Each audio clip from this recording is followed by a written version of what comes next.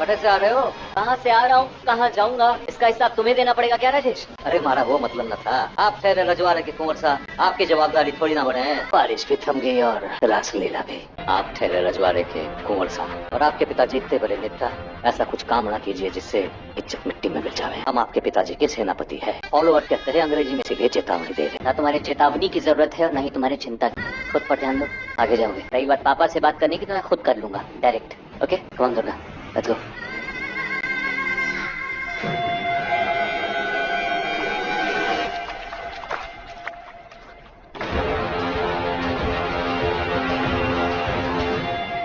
दुर्गा जी है ना?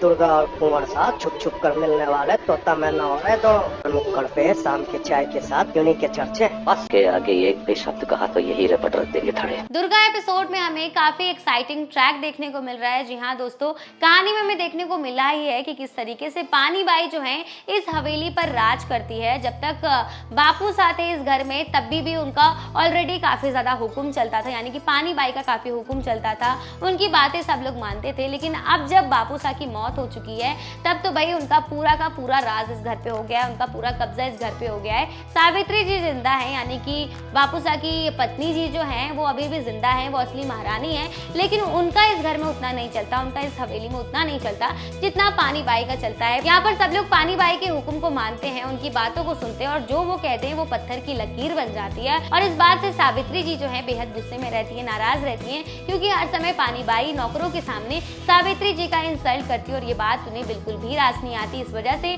दुर्गा जी जो है, यानी कि हमारी दुर्गा मैडम जो है, वो सावित्री जी का सपोर्ट लेती हैं और उनके सपोर्ट में कहती हैं कि पानी बाई ने एक छोटी सी बात का बेहद बड़ा बतंगड़ बना दिया। और ये सुनकर तो भाई पानी बाई का गुस्सा चरम पर पहुंच जाता है। और यहाँ पर भाई पानी बाई जो है वो हमारी दुर्गा को उसकी असली जगह दिखाती है और कहती है कि तू एक कबीले की है और इस घर का हिस्सा बनने की कोशिश मत कर, तेरे पास कोई हक नहीं है इस घर के बीच में बोलने का। लेकिन भाई हमारी दुर्गा भी चुप रहने वालों में से नहीं है, उसने भी हमारी पानी बाई को मुंह तोड़ जवाब देते हुए कहा कि आप मत भूलिए कि अगर मैं कबीले की हूँ तो आप भी कबीले की हैं, और अगर मैं इस घर का हिस्सा नहीं हूँ तो आप भी इस घर का हिस्सा नहीं है, और अगर मुझे इस घर में बोलने का हक नहीं है तो आपको भी इस घर में बोलने का कोई हक नहीं है। और दुर्गा की ये सारी बातें सुनकर तो भाई पानी बाई का गुस्सा चरम पर पहुंच जाता है और वो आउट ऑफ कंट्रोल भी हो जाती है। तो वही कहानी में दूसरी तरफ हमें देखने को मिल रहा है कि भाई इस बार अनुराग के साथ साथ दुर्गा ने भी स्कूल में टॉप किया है और उसने पूरे डिस्ट्रिक्ट में भी टॉप किया है। और ये बात जानकर भाई हमारी दुर्गा बेहद खुश है और इस बार अनुराग ने दुर्गा को